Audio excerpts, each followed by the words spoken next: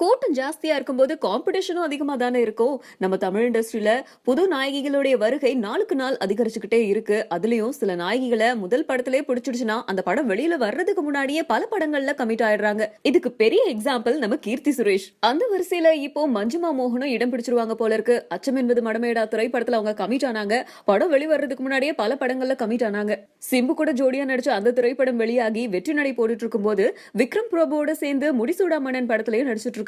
இப்போ அடுத்ததா கௌரவ் இயக்கத்துல உதயநிதி ஸ்டாலின் நடிக்கிற திரைப்படத்திலயும் நடிச்சிட்டு வராங்க. இது பத்தாது அப்படின்னு யாராவது ஒரு பெரிய நடிகர் கூட ஒரு படத்துலயாச்சும் ஜோடி சேர்ந்து நம்ம நடிச்சிட்டோம்னா நம்ம மார்க்கெட் எகிரிடும் அப்படின்னு நினைச்ச மஞ்சிமா வாலு படத்தோட டைரக்டர் விஜய் சந்தர் நம்ம விக்ரம இயக்கிட்டு இருக்காரு. அந்த படத்துல விக்ரமுக்கு எப்படியாச்சும் ஜோடி ஆயிடணும் அப்படின்னு பேச்சுவார்த்தை நடத்திட்டு இருக்காங்களாம். அதுக்காக 35 லட்சம் சம்பளம் கேட்டிருக்காங்க. இவங்க இப்படி போக பிரேமம் திரைப்படம் மூலமா அறிமுகமான சாய் பல்லவி நேச்சுரல் பியூட்டி அப்படின்னு சொல்லப்படுற அவங்கள அந்த படத்துல இருந்தே ஃபேன்ஸ் எல்லாருக்கும் ரொம்ப பிடிச்சு போச்சு.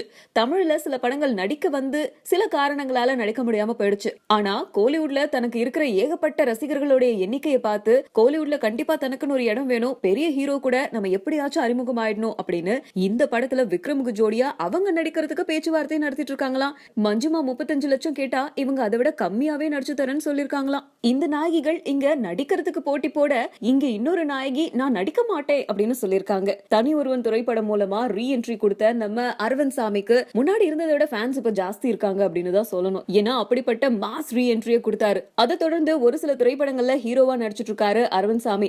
அதுல ஒண்ணுதான் செல்வாவோட இயக்கத்துல அரவிந்த் சாமி ஹீரோவா நடிச்சிட்டு இருக்க ஒரு திரைப்படம். அந்த படத்துல சித்து +2 திரைப்படத்துல நடிச்ச சாந்தினிக்கு ஒரு ரோல் கிடைச்சிருக்கு. பட் அது வேண்டாம் அப்படின்னு சொல்லிட்டு இருக்காங்க. காரணம் என்னன்னா இப்போதைக்கு இவங்க தெலுங்கு தமிழ்னு சொல்லிட்டு நிறைய திரைப்படங்கள்ல நடிச்சிட்டு இருக்காங்களாம். இதுக்கு முன்னாடி செகண்ட் ஹீரோயின் சிங்கிள் ஹீரோயினா இருந்தாலும் கவனிக்கப்படாத திரைப்படங்கள் அப்படி இப்படின்னு நடிச்சிட்டு இருந்த சாந்தினிக்கு வெயிட்டான திரைப்படங்கள்லாம் கிடைச்சிருக்கு போல. இதுக்கப்புறம் சிங்கிள் நாயகியா தான் நடிப்பேன் அப்படின்னு சொல்லிட்டு இருக்க சாந்தினிக்கு இந்த படத்துல நீங்க 4 நாயகிகள்ல ஒருத்தவங்க அப்படின்னு சொன்னதுனால தாங்க முடியல.